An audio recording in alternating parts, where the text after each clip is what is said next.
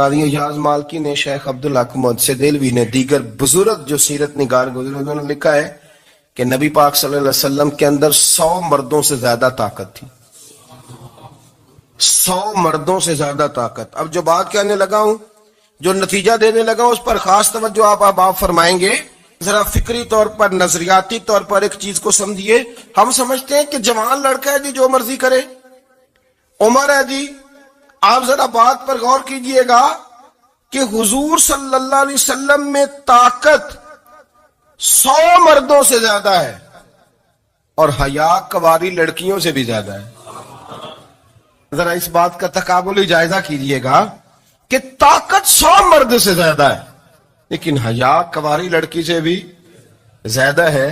اس کا معنی یہ ہوا کہ جس ٹہنی کو پھل زیادہ لگ جاتے ہیں وہ جھکا کرتی ہے. تو حیا تو حسن ہے، حیا تو آپ کو پاک صاف کرے گا، حیا تو آپ کو نرالا کرے گا، انوکھا کرے گا. وہ ہمارے ایک دانشور ہیں، انہوں نے مضمون لکھا، کئی باتیں بڑی پسند آتی ہیں. وہ کہتے ہیں کہ میری اہلیہ، ان کو بھی کسی نے مس گائیڈ کر دیا تھا، حالانکہ اچھی خاتون ہے، کسی نے مس گائیڈ کر دیا. تو وہ بھی سماجی اور ویلفیئر اور یہ خواتین کو شوق ہوتا نا بننے کا، تو وہ بھی سماج کے اندر اچھا مقام تلاش کرنے کے موڈ میں آ گئی. تو کہیں ایک دن جانا تھا تو بڑی بن سور کے میرے ساتھ وہ گاڑی میں بیٹھ گئی. تو میں گاڑی میں، عورتوں کو یہ بھی مسئلہ ہوتا ہے نا کہ ہماری تعریف کرو، تو کئی دفعہ بعد مردوں بیچاروں کو جھوٹ بولنا پڑتا ہے، تو زبردستی کراتی ہے نا جی. تو اس میں گنجائش بھی دی ہے شریعت نے گنجائش دی ہے کہ کبھی بیوی کو راضی کرنے کے لیے خلاف واقعہ بات کرنی پڑے تو کر لینی چاہیے. تو وہ کراتی بھی ہیں. 3 موقع پر خلاف واقعہ بات کرنے کی اجازت ہے. واقعے کے خلاف بھی آپ بات کر سکتے ہیں. جنگ کے موقع پر 2 لوگوں کو صلح کرانے کے لیے اور بیوی کو راضی کرنے کے لیے کر لیں کوئی ایسی بات، بے شک اپنی طبیعت پہ جبر کر کے کر لے، گنجائش ہے، اجازت ہے.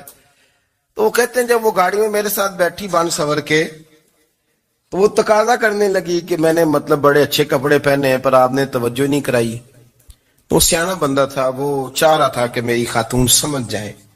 وہ کہتے ہیں مجھے پتا تھا کہ بیچاری مس گائیڈ ہو گئی ہے، دل کی بڑی اچھی ہے، سیانی ہے، لیکن اس کو کچھ خواتین نے، کچھ لوگوں نے مل کے اس کو ذہن غلط کر دیا ہے کہ سماج میں نکلو، باہر جاؤ، کام کرو، فلاں کرو، اپنی مرضی سے جیو. تو میرے ساتھ گاڑی میں بیٹھی کہیں جانے کے لیے، تو مجھ سے کہنے لگی کہ آپ نے میری طرف توجہ ہی نہیں کی، آپ نے کوئی ذکر ہی نہیں کیا کہ میں کیسی لگ رہی ہوں. تو وہ کہتے ہیں میں نے اسے کہا کہ اگر تو ناراض نہ ہو تو پھر میں صحیح والی تعریف کر دوں. تو اس نے کہا کہ آپ کر دیں. تو کہتے ہیں میں نے درد سے اور خلوص سے اپنی بیوی سے کہا، خلوص کے ساتھ. میں نے کہا میں تو روز گھر ہوتا ہوں، روز شام کو گھر ہوتا ہوں، اگر تو میرے لیے تیار ہوتی تو میں تیری تعریف کرتا، لیکن آج تو باہر جانے کے لیے تیار ہوئی، تو پھر ان سے تعریف کی امید رکھ جن کے لیے تو نے تیاری کی ہے. میرے لیے تیاری کرتی تو میں تو ہر شام تیرے پاس ہوتا ہوں.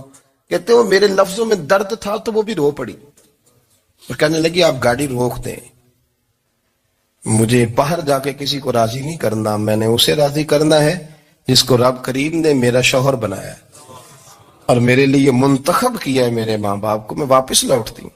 یہ ایک پہلو ہے سلگتا ہوا، اس کو سمجھا جائے. رسول کریم صلی اللہ علیہ وسلم عرب کی کواری لڑکیوں سے زیادہ حیا والے تھے. کواری لڑکیوں سے زیادہ حضور حیا فرمایا کرتے تھے. جب خانہ کعبہ کی مکہ شریف میں تعمیر ہو رہی تھی نا، اہل عرب اس کو تعمیر کر رہے تھے، تو نبی پاک صلی اللہ علیہ وسلم اپنے چچا حضرت عباس کے ساتھ خانہ کعبہ کی تعریف میں مصروف تھے. تو عرب کے لوگ چونکہ لمبا کرتا پہنتے تھے پیروں تک، تو نیچے اگر کسی وقت کوئی چیز نہیں بھی ہوتی تھی تو کسی کو وہ نظر نہیں آتی تھی، چونکہ پردہ رہتا تھا، لمبا کرتا پہنا ہوا ہوتا تھا. تو جب بچے، سرکار کی عمر مبارک بھی ابھی تھوڑی تھی، تو اس طرح بچے جب نکلتے تو وہ کئی دفعہ اپنی تہمت اتار دیتے نیچے سے، اور کوئی مزدوری کرنے لگتے تو 3-4 طے کر کے تہمت کی کندھے پہ رکھ لیتے. جس طرح کبھی دیہاتوں میں لوگ کپڑا سر پہ رکھتے تھے کہ اوپر اگر کوئی وزنی چیز رکھیں گے تو وہ تکلیف نہیں دے گی. نبی پاک صلی اللہ علیہ وسلم بھی سب لوگوں کے ساتھ خانہ کعبہ کی تعمیر میں شامل تھے. تو حضرت عباس رضی اللہ تعالیٰ عنہ نے کہا حضور سے، ابھی اللہ نے نبوت بھی نہیں فرمایا تھا، بھتیجے آپ بھی تامد اتاریے. یہ صحیح مسلم میں حدیث موجود ہے. اور اس کو کندھے پہ رکھ لیجیے، آپ اینٹیں اٹھا کے لا رہے ہیں تو ذرا آپ کو تکلیف نہیں ہوگی. تو سرکار دو عالم صلی اللہ علیہ وسلم سے یہ بات کہی اور پھر جلدی سے حضور کی تہمت کو نکال کے نا، حالانکہ لمبا کرتا پہنا ہوا ہے، تو وہ جیسے ہی ان کے کندھے پہ رکھا اینٹیں رکھنے کے لیے تو سرکار تو زمین پہ گر گئے، بے ہوش ہو گئے، آنکھیں آسمان کی طرف. اور پھر حضور پکار رہے ہیں آزاری آزاری آزاری، میرا تامت دے دو، میرا تامت دے دو. کبھی کوئی شخص اس وجہ سے بھی بے ہوش ہوا ہے کہ میرے وجود سے کپڑا اتر گیا ہے؟ حالانکہ سرکار پر وہ بے ہوشی بھی نبی پاک کا وہ جو غلبہ ہے نا شرم و حیا کا، اس کی وجہ سے ہوئی. ورنہ تو حضور فرماتے ہیں کہ میری آنکھیں سو جاتی ہیں، دل تو میرا اس عالم میں بھی جاگتا رہتا ہے. تو سرکار زمین پہ تشریف لے آئے، آنکھیں میرا تامت دے دو، میرا تامت دے دو. تو جلدی سے انہوں نے تامت دیا تو حضور نے باندھ لیا. پھر طبیعت مبارک میں تسلی ہوئی. یعنی ہم اس رسول کے غلام ہیں کہ جن کے تو وجود سے کپڑا اتر جائے تو حضور برداشت نہیں کرتے، قبول نہیں فرماتے، تکلیف شروع ہو جاتی. لیکن یہاں نوجوان ہیں اور بڑا قد کاٹ ہے اور بڑے بڑے سمجھدار لوگ ہیں، گرمی آتی ہیں تو شارٹ کپڑے پہن کے گھومتے ہیں. ان کو خیال نہیں کہ یہ وہ والا لباس ہے جو باہر تو کیا گھر میں اماں کے سامنے نہیں پہننا چاہیے، بہنوں اور بیٹیوں کے سامنے نہیں پہننا چاہیے. آپ کی گفتگو میں شرم و حیا ہو، آپ کے لب و لہجے کے اندر حسن ہو. آپ کو پتہ ہے نبی پاک صلی اللہ علیہ وسلم نے فرمایا میری امت میں سب سے زیادہ حیا کرنے والے عثمان غنی ہیں. عثمان غنی سب سے زیادہ حیا کرنے والے. آپ فرمایا کرتے تھے جب سے حضور کا چہرہ دیکھا ہے میں نے کبھی اپنی شرمگاہ بھی نہیں دیکھی، میں نے آنکھوں کا وضو نہیں توڑا، اور جب سے حضور کے دست مبارک میں نے بیعت کے لیے سیدھا ہاتھ بڑھایا تو پھر سیدھا ہاتھ میں نے کبھی گندگی کو نہیں لگایا. حیات. آپ باتھ روم کے اندر بھی غسل فرماتے تھے تو کپڑوں سمیت کرتے تھے. کسی نے کہا حضرت جی واش روم کے اندر کیوں نہیں کپڑے اتارتے؟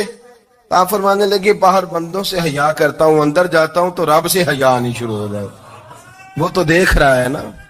تو میں جو بات آپ کی خدمت میں عرض کرنا چاہتا ہوں اس کو آپ سمجھیے گا میرے عزیز، کہ شرم والا مزاج، گفتگو بھی شرم والی، آنکھیں بھی شرم والی، لباس بھی شرم والا، دوستی یاری بھی شرم والی، بہت ساری ایسی باتیں. دیکھیں نا آپ ذرا، میں نے کہا کہ باتوں کو سن کے گزر نہ جایا کریں، اس کی گہرائی پر غور کریں. حضور علم کا سمندر ہے، سرکار سے زیادہ علم دنیا میں کسی کے پاس موجود نہیں ہے، اور صحابہ کو موقع ملا ہوا ہے اس سمندر سے فیض لینے کا. لیکن ان کی حالت یہ ہے کہ حضرت علی المرتضیٰ فرماتے ہیں 14 دن گزر جاتے، حضور سے کوئی سوال پوچھنا ہوتا تھا پر میں شرم کے بارے نہیں پوچھ پاتا تھا. 14 دن بخاری شریف میں موجود ہے. ایک دن نبی پاک صلی اللہ علیہ وسلم نے پوچھا صحابہ سے کہ وہ کون سا درخت ہے جس کے پتے نہیں گرتے، اور وہ درخت اس طرح ہے جس طرح مومن ہوتا ہے، وہ درخت میرے مومن کی طرح بتاؤ.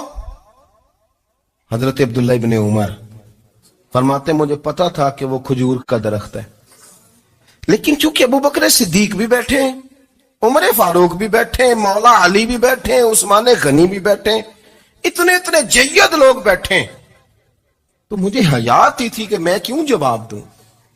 کہتے ہیں سرکار نے کئی دفعہ پوچھا، لوگوں نے کئی اور درخت بتائے پر فرمایا تمہارا جواب درست نہیں ہے. آپ حیا کے اس پہلو پر غور کریں کہ سوال کا جواب آتا ہے، سوال کا جواب، یعنی مجھے سوال کا جواب آتا ہو پھر میں دوں نہ، مجھے بدعزمی نہ ہو جائے گی. یہ کیسے ممکن ہے کہ میری رات گزر جائے، مجھے پتا بھی تھا اور میں نے بتایا نہیں.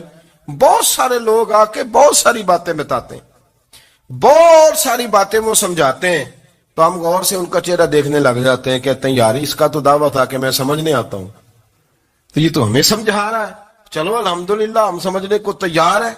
لیکن میرے عزیز پتہ بھی ہے جواب کا، علم بھی ہے، لیکن فرماتے ہیں میری حیا نے مجھے اجازت نہ دی کہ میں جواب دوں.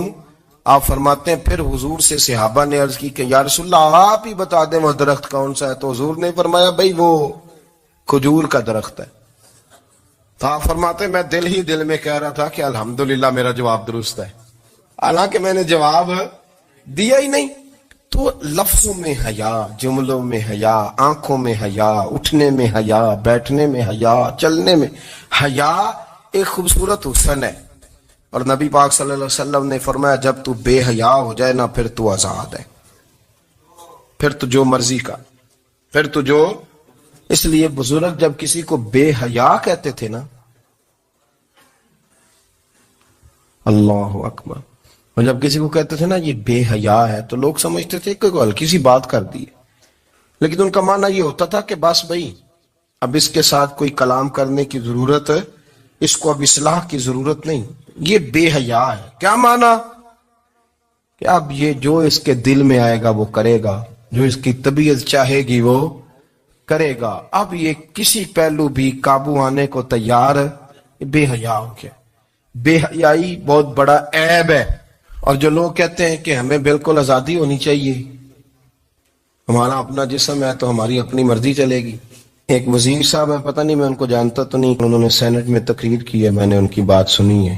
اس نے کہا نہیں نہیں بھائی، جسم رب کا ہے تو مرضی بھی تو رب کریم کی چلے گی، اور مرضی بھی یہ مرضی بھی اللہ کی. یہ مجھے تھوڑا سا مسئلہ ہے جسم پر، کبھی کبھی مجھے کثرت سفر سے الرجی ہو جاتی ہے.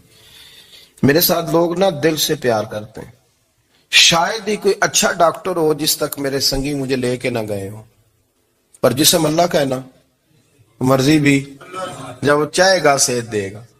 کیوں کچے کاموں میں لوگ پڑ گئے، کیوں غلط لوگ سوچ میں پڑ جاتے ہیں؟ یہ اسی کا ہے. اور جب وہ چاہے گا، آپ اس بات کو اچھے طریقے سے سمجھ لیں کہ جو اپنی مرضی چوکوں چوراہوں میں کر رہے ہوتے ہیں نا، جو مرضی گندمند، وہ جانور ہوتے ہیں، وہ جانور ہوتے ہیں جو نہ چوک دیکھتے ہیں نہ گلی دیکھتے ہیں، نہ انہیں پتہ ہوتا ہے کہ جگہ کون سی ہے. وہ انسان، میں نے کہہ دیا جو میں نے کہنا تھا، میں نے کہہ دیا، وہ جانور ہوتے ہیں. اور جو کچھ انسان ہوتے ہیں نا، ان کے اندر کچھ نہ کچھ پھر شرم حیا بھی ہوتی ہے. وہ چوکوں چوراہوں میں وہ حرکتیں اور وہ کام نہیں کرتے جو جانور کرتے ہیں. ان کے لیے بڑے پردے ہوتے ہیں، ان کے لیے بڑی باتیں ہوتی ہے، ان کے لیے بڑا کچھ ہوتا ہے. جو بالکل آزاد ہو جائے، کوئی پتہ نہ ہو کس وقت کیا کہنا ہے کیا کرنا ہے، تو پھر وہ دائرہ انسانیت سے خارج ہو جاتا ہے. ہم آپ کو کیا دعوت دیں؟ آپ تو وہ باتیں کر رہے ہیں جو اسلام کا انسانیت کے حق میں بھی ٹھیک نہیں. آپ تو وہ والی باتیں کر رہے ہیں جن کا انسانیت بھی تقاضا نہیں کرتی کہ یہ باتیں ہونی چاہیے. لیکن ایک بات، میں تو جذباتی نہیں ہوتا، میں بڑے غور سے چیزوں کو دیکھتا ہوں، سنتا ہوں. اور نہ میں ان موسمی مینڈکوں کی، وہ مجھے عاطق صاحب کہنے لگے جی بڑے بڑے مولوی ایک بندے کے ساتھ بیٹھے ہوئے ہوتے تھے اور وہ روزے میں بڑے بڑے درس دیتا تھا تو وہ بھی فلانی فلانی حرکتیں کر رہا ہے. تو میں نے کہا ہم نے تو پرانا کہا تھا کہ موسمی مینڈک ہے، تو پرانے کہہ رہے ہیں کہ اداکار ہے، تو وہ جہاں کاسٹ کریں گے وہاں وہ اداکاری کرے گا. آپ کسی مذہبی جگہ کر لیں تو وہاں کر لے گا، کہیں اور جگہ کریں گے تو ہم تو پرانا کہہ رہے ہیں. تو کسی کو کبھی سمجھ آتی ہے تو کسی کو کبھی اور جگہ جا کے سمجھ آتی ہے. ہم ان لوگوں سے پریشان نہیں ہوتے. کیوں؟ سن لیں، کوئی مایوسی نہیں. ان کے اندر جتنا زور ہے وہ لگائیں. یہ ملک بنا ہے رسول اللہ کے نام پہ، یہ اللہ نے تحفہ دیا ہے امت مسلمہ کو، یہ نبی پاک کے نام پہ بنا ہے. تو یہاں جھنڈا بھی وہی والا بلند ہونا ہے جو مدینے والے رسول کا جھنڈا ہے، اور یہاں وہی کام چلے گا جو نبی پاک نے بیان فرمایا. تو اس طرح کئی لوگ آتے ہیں، وہ شور شار کرتے ہیں، چلے جاتے ہیں. اتنے نہ پریشان ہوا کریں. بہت سارے لوگ تو بیچارے اس قابل بھی نہیں ہے کہ ان کا نام لیا جائے. مطلب اتنا ہم ان کو اہمیت دے دیں، ان کا ذکر کریں، ان کا نام لیں، ان کی بات کریں، وہ بیچارے اس قابل ہی نہیں ہے. مطلب سٹیٹس ہی نہیں ہے ہمارا. اتنے فارغ ہیں ہم کہ اب جو بندہ آئے گا کہانی چھیڑے گا تو ہم چھیڑ جائیں گے. اور بھائی اللہ کا فضل ہے الحمدللہ تعالی، لوگوں نے بڑا شور کیا اور بڑے زمانے سے دنیا شور کر رہی ہے، پر اللہ کے گھر مسجدیں بھری ہوئی ہیں. یہ جو بچیوں کو بچے مس گائیڈ کرتے ہیں، انہیں بڑے بڑے خواب دکھاتے ہیں، وہ بیچاری ماں باپ کو چھوڑ کے، بہن بھائی کو چھوڑ کے اس کے ساتھ شادی کرتی ہے. پھر جو اس کا بعد میں حشر ہوتا ہے، آپ ادلیاں نو سردار پہن تکے تے شرما والیاں نو جھوٹے ڈولیاں دے. پھر وہ بیچاری ماں باپ رکھتے نہیں، وہ ظلم کرتا ہے تو کتنی بڑی تکلیف میں وہ بچی آ جاتی. نازک شیشی ہوتی ہے نا تو ٹوٹ جاتی. یہی حال اب جدید خواتین اور یہ جو کچھ اینکر پرسن ہیں، یہ اصل میں نا یہ آپ کو سیاست سکھاتے ہیں، لیکن یہ مادر پیدر آزاد لوگ ہیں، بالکل آزاد۔ یہ تو علماء شور نہ کریں، بات نہ کریں، گفتگو نہ کریں، مشائخ بات نہ کریں، اور یہ جو کچھ سنجیدہ اور دینی طبقہ ہے یہ کوئی شور نہ کرے، یہ تو روڈوں پہ ننگے ہو کے آ جائیں معاذ اللہ۔ خوفناک نظریہ رکھتے ہیں یہ لوگ۔ عورت کو کہتے ہیں تیرے حقوق ہم تجھے لے کے دیں گے، مثلا وہ کون سا حق ہے جو تم نے لے کے دینا ہے؟ میرے نبی کریم صلی اللہ علیہ وسلم اس کو بیٹی بھی بنایا ہے، اس کو بہن بھی بنایا ہے، اس کو ماں بھی بنایا ہے، اسے بیوی کا عالی شان رتبہ بھی عطا فرمایا ہے۔ اور چونکہ بیٹی کا بھی حق بڑا بیان کیا جاتا ہے، بہن کا بھی، ماں کا بھی، اور بیوی کے معاملے میں لوگ سمجھتے ہیں کہ زیادہ بات نہیں کرنی چاہیے، شاید مسئلہ خراب ہو جائے۔ حالانکہ نبی پاک صلی اللہ تعالی علیہ وسلم نے بیوی کے بارے میں پتہ کیا فرمایا؟ فرمایا جب تم نکاح کر لیتے ہو تو اپنا ایمان محفوظ کر لیتے ہو۔ اب میں اس کی شرح نہیں کرتا، اب خود کر لیجئے گا کہ وہ ایک ایسی شخصیت ہوتی ہے کہ جس کی موجودگی میں آپ کا ایمان محفوظ ہے۔ اب میں نہیں سمجھتا کہ اس سے بڑی بات کوئی اور ہو سکتی ہے، جس کی موجودگی میں آپ کا ایمان، اور بھئی یہ حدیث پاک عرض کر رہا ہوں، نکاح جب کوئی کر لے تو اس نے اپنا ایمان مکمل کر لیا۔ اس کا معنی یہ ہوا کہ آپ کا ایمان محفوظ ہے اس کی موجودگی میں، تو اس سے زیادہ بھی، یعنی ایمان سب سے قیمتی چیز ہے نا، تو اس کے محفوظ ہونے کی وجہ حضور نے نکاح بیان کر دی۔ تو اب میرا خیال ہے بیوی اگر کوئی اس سے بڑا حقوق مانگے گی تو بیوقوفی کرے گی۔ اتنا بڑا درجہ نبی کریم نے اسے عطا کر دیا، اتنا بڑا مقام دے دیا کہ تو خامند کے ایمان کے محفوظ ہونے کا ذریعہ بن گئی ہے۔ عورت کو جو حقوق رسول کریم صلی اللہ تعالی علیہ وسلم نے عطا فرمائے، نبی پاک نے جو حقوق دیے، دیکھیں نا، حضرت عبداللہ ابن عمر رضی اللہ تعالیٰ عنہ کی اہلیہ بیمار تھی، تو جلدی جلدی سے وہ آئے، تو جب بہت جلدی ہو، سفر بڑا شدید تھا، تو آپ نے جلدی سے نماز ادا کی، جلدی سے چلے۔ آپ کے خادم کہنے لگے حضور خیریت ہے؟ فرمایا میری بیوی بیمار ہے۔ تو اس نے عرض کی حضور آپ کی اہلیہ بیمار ہے، تو آپ نے نماز بھی جلدی سے پڑھی، سفر بھی جلدی جلدی کیا۔ تو فرمانے لگے یہ وہ چیزیں ہیں جو ہمیں مدینے والے رسول نے سکھائی۔ آپ اس کیفیات کو سمجھیں کہ حضور صلی اللہ علیہ وسلم نے درس دیا۔ اور پھر ایک اور بہت بڑی بات، یہ فضیلت کسی اور کو نہیں دی، جو عورت کو حضور نے فضیلت دی، یہ فضیلت کسی اور کو نہیں دی۔ کبھی حضور نے فرمایا کہ تمہارا ابا تمہارے ساتھ بہت سخت رویہ کرے تو تم نے اس کو اس سختی پر داد دینی ہے؟ فرمایا چلو اگر وہ زیادتی بھی کرے تو تم نے اس کے ساتھ سلوک اچھا ہی کرنا ہے۔ لیکن آپ ایک بات کو سمجھے نا کہ بچے کے بارے میں، بیٹے کے بارے میں، بیٹی کے بارے میں فرمایا 10 سال کے ہو کے نماز نہ پڑھے تو سختی کرو، تمہارا ڈنڈا بھی لٹکنا چاہیے۔